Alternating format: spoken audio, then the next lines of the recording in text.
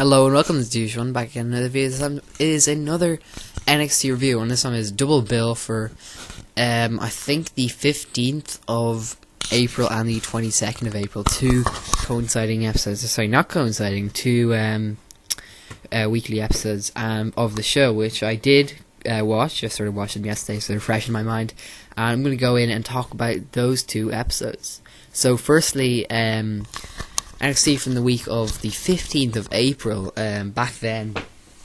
Right, this episode of NXT, it was decent enough. We began with, now this is where my memory takes hold. We began with, I think, CJ Parker and Solomon Crowe were in this one.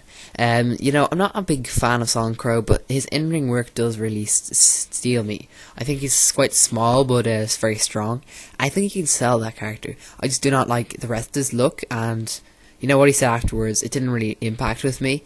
Basically talking about, you know, whatever, it's not memorable at all. He just basically said, takeover. You know, the thing about the takeover is it's not making much sense. He's having matches and he's doing decent jobs at them, but you know, this one wasn't really believable. He sort of just plowed through CJ Parker with little effort, but you know, it was kind of competitive, and it didn't feel like he was in any way a dominant competitor. So in that match alone, it didn't sell me. Anyway, what else did we get?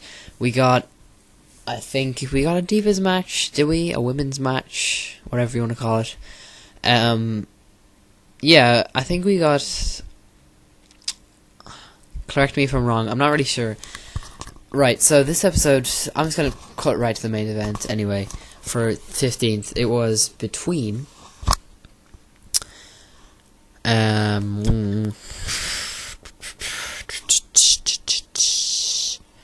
Okay, it wasn't between Kevin Owens. It was.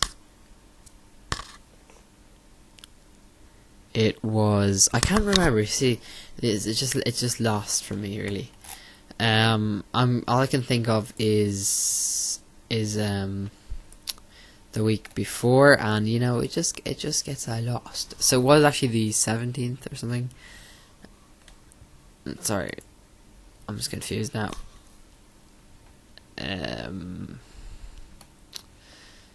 It was Sami Zayn against Rhino, and the main event was alright. It wasn't that interesting. I mean, Rhino did look very dominant, and I liked that. I think Sami Zayn is that type of person that you really want to see get out of these moments. He reminds me of Seth Rollins, really. He's quite small, he's quite intrinsic in his matches, and he's really very planning, you know, all the way through. He may throw a few punches, but he's definitely, as he's receiving the offense, he sort of plans his way to his next big move and doesn't go in with little bits of offense. He tries to defend himself as much as possible before launching into his finishing or signature offense. So a great finish, I think, and a good booking there in terms of that one. So you know, Sami Zayn winning that one against Rhino. Rhino is brilliantly big and a good build. He's quite intimidating, so I think that's good, and I think that he could work with other competitors. But in terms of pushing, or in terms of what could I say? In terms of putting people over, I don't know if he could do that. Anyway, Baron Corbin versus Steve Petler. Baron Corbin gets into the squash. I think Baron Corbin, yeah, he does squashes, but it's just a way of making him not do anything. He's just jobbing people, and it's very uninteresting, and I don't like that about this episode. I don't know, I just think Baron Corbin should stop doing whatever. It's not even like he's doing a streak or anything of wins, because he's pulling off these squash matches, then he's losing a major match, and then he's going back and doing more of these, so it doesn't really make any sense. There's no story behind it, so I think that takes away from any sort of value this match could have had. He's not being pulled, he's not having an arc of story or anything, so definitely don't like this match. You know, it just doesn't add value to the show or anything. CJ Parker vs. Solomon Crowe. Again, I said it was alright. Wouldn't rate highly of this. The one I did like was Enzo Amore and Colin Cassidy with Carmella versus Angelo Dawkins and Sawyer Fulton. Yeah, that's a cool tag team, Dawkins and Fulton. And they really sold me as big, strong men. So anyway, Enzo, Amore, and Colin Cassidy win, and their work was fine. I liked how it worked, and it was great. Anyway, we saw a promo. Sorry, just to cut back on Amore and Colin Cassidy. I think they're developing quite well, and I like that. I think they should keep going in this sort of kind of jealousy mode with Carmella, and that whole story is working out fine. It's one of the only proper stories on NXT. I think I sort of treaded on this before, but I think NXT needs more proper stories. This one is one of them. That it's sort of interesting because it is Amore and I think Colin Cassidy, and I think anything they're involved in will be interesting. And so this is just a kind of lazy story, but in a way it's still really interesting. And our tag team champions, I really want them to lose the championships to Amore and Cassidy, and I think this will probably, if it is to happen, it will happen at the next big event for NXT, which I do not know when that is. You can comment below if you know when that is, but I really want that to happen at that, so they can become the NXT Tag Team Champions. I think that as champions that would be brilliant, and I don't know that you may have the argument that they don't need the championships, but for me, I think they're suited to the championships because, well, they're kind of like always trying to defend themselves in every situation, and I think that works. I don't know. I think they were a very good face. They would be very good face champions, and so I don't know. It's kind of an interesting champions. I think a lot better than booking goddamn dubstep cowboys as champions, whoever they are called. It's kind of stupid now. Now they're getting less TV time. I mean, it makes sense booking wise. You got your most popular tag team on most of NXT every couple of weeks, and we got the champions not featuring that much, less than our other people here. But so in terms of booking, that's what you should do. But you know, I think they will. I think they're moving in that direction. I'm gonna sort of nudge them. I think they have to be nudged a little bit in that direction because, I mean, the crowd are there, and so you know, it's booking wise, it's a good choice. Solomon Crow. Anyway, I don't know. So I think Dana Brooke made her debut this week with blue pants, and yeah. It doesn't really sell me much. Yeah, she's good in the ring. I like it. Yeah, I like her as a wrestler, but blue pants really. Yeah, it's not very impressive in debut terms. So she goes out and wins against blue pants, and you know it's blue pants, and the finish wasn't very impressive either. So, you know, and okay, it was a cool move at the end, but it was not like she went to work on blue pants. It was just a quick old win. And it just makes blue pants look weak and makes her look kind of weak herself. Yeah, and I kind of touched on the main event before. Rhino. Why are they doing Rhino? Yeah, so I think that Rhino is kind of in an odd spot here. He's not obviously winning against the big time player Sami Zayn, and he's squashing the lower tier. But he's somewhere in the middle of being a main eventer and a lower tier. I think he could work definitely with the main eventers because he has the sort of believability in his size to do that. But the thing is that if they're going to have him win, they're going to have to think of some way of involving him in a storyline with big players. And I think that's what they're going to do. Possible matchups they could have would be him and, I don't know. There's a lot of choice there. I think Colin Cassidy would be good for him, actually, because he's big, and there would be sort of a contest there. Or Baron Corbin, you know, just spewing out some names. Bull Dempsey, they're quite similar in stature. I mean, he's definitely a bit better, so I think he'd pull off a good win on Bull Dempsey.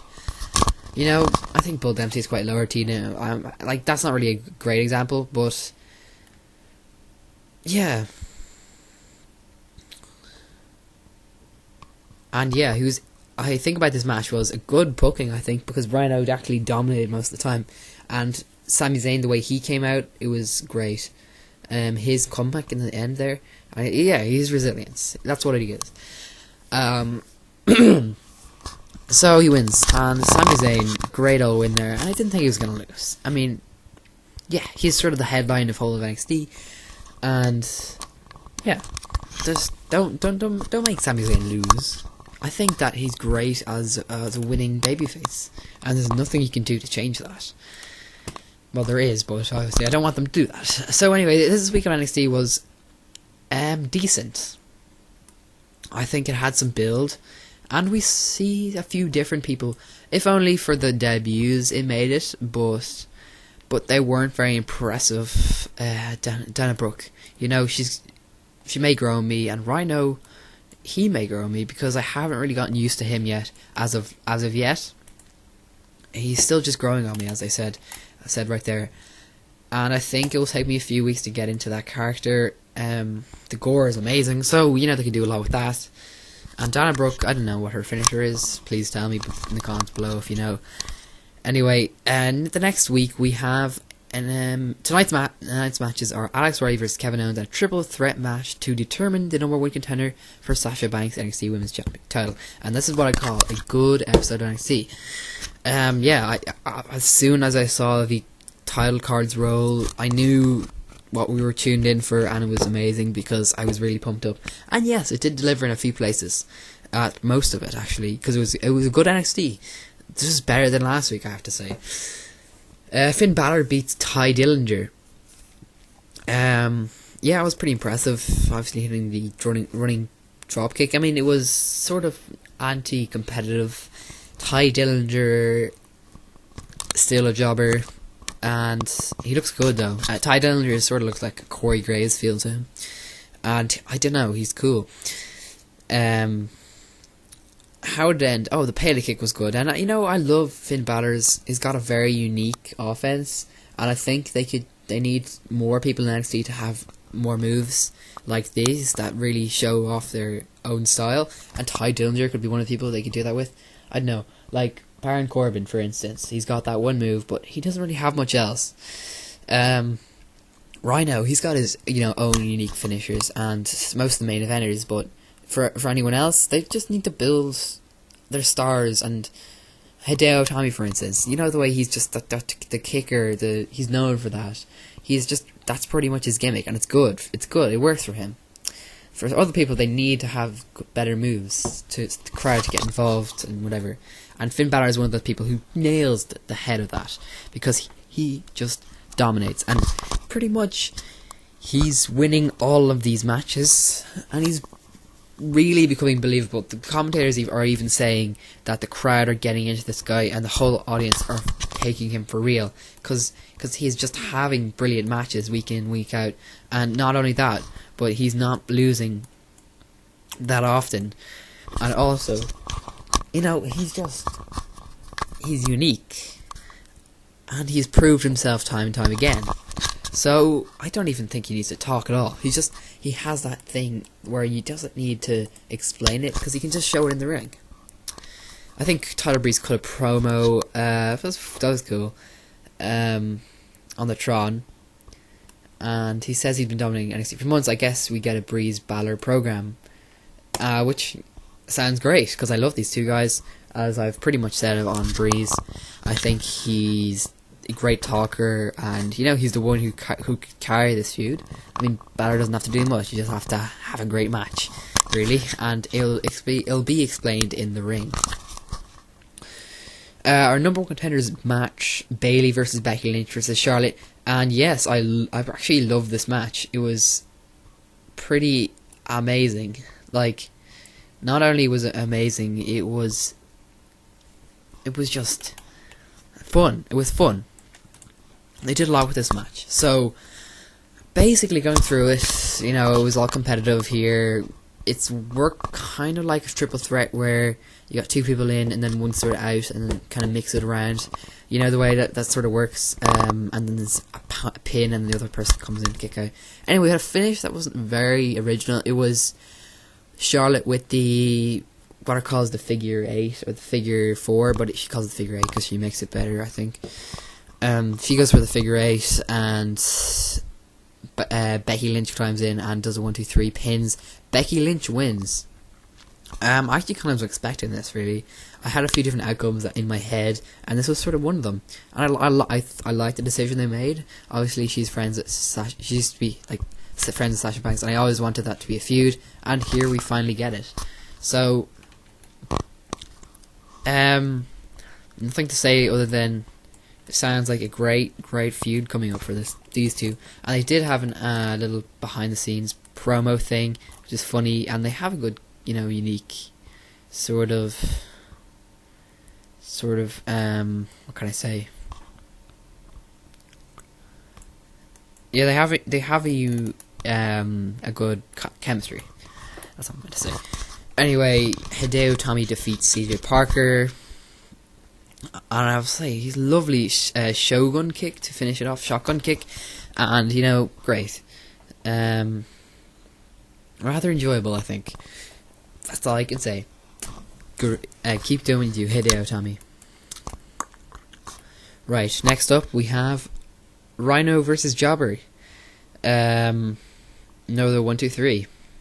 What do we get? We got a takedown by suplex, which is just very good and believable. And bang, it's like damn good. It's a damn good move. And then hit the core, of course. And I've pretty much I've touched on talking about Rhino a few minutes ago. I think he's going to have to expand on his moveset a little bit more. He's from the gore and the belly-to-belly suplex. Move on, get a bit more advanced. He's going to learn from these other people at NXT, which is great. And obviously he's so experienced, but I don't know. I think he's some backstage attacks or whatever. I think that would suit him down to the ground. Him just going out and people from on stage or whatever. I mean, like extreme matches with him, goring people. They could do a lot with that gore, as I had said. It's pretty much a winning move. It's one of those moves that you sort of see and it establishes him as a prime time player. No pun intended, because that's not really a pun though. Our main event was a non-title match for the NXT Championship. Non-title match. Kevin Owens versus Alex Roddy. Is it me or is it Alex Roddy kind of hated? He never gets good matches. I don't like him, but I don't know, some people might. Yeah, but he's still quite good in the ring, and he's kind of selling me. He's very good build. And he's like bigger than Kevin Owens. Anyway. Yeah, so they had this match, and it was sort of a rematch, I think. And yeah, he expected to win, but Kevin Owens, the finish was alright. Basically, Kevin Owens does the rolling thingy, and the other thingy, and the pump up power slam, I think, for the win. Then Sami Zayn comes out, and the attack after actually made the whole night for me. Sami Zayn coming out, stopping Owens from getting Riley onto a powerbomb on the side, and they have this big gigantic attack, and then Sami Zayn jumps off the top rope outside onto Owens to finish the night. So a great finish there. And what do you know? The feud redeveloped between Owens and Zayn, but it's good because it really added to the feud, rather than just no talk about. They added to this extra attack, and that it really memorizes. It makes me remember this feud, and so it's good, and it's really great to add to that.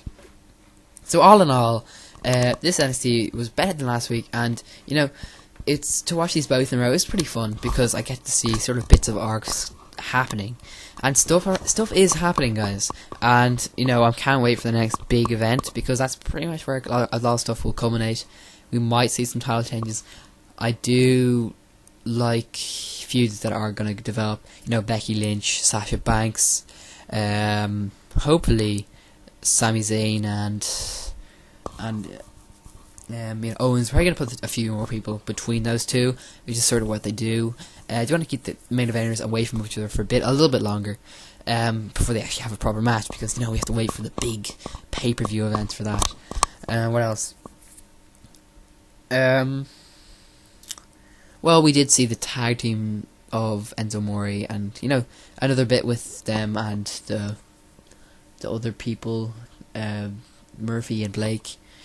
The love quadrangle, as they call that, or the pentagon, whatever you want to call that. It's really weird. The story's weird, but I like the team of Enzo, Amore and Colin, Cassidy a lot, and Carmella as well. So what else can I say? A good old 2 episodes, and I'm gonna sign off now. So thank you guys. Make sure to comment below on your opinions on this and what I'm going to do in the future. Like and obviously subscribe to my channel, TV1 below, and yeah, thanks.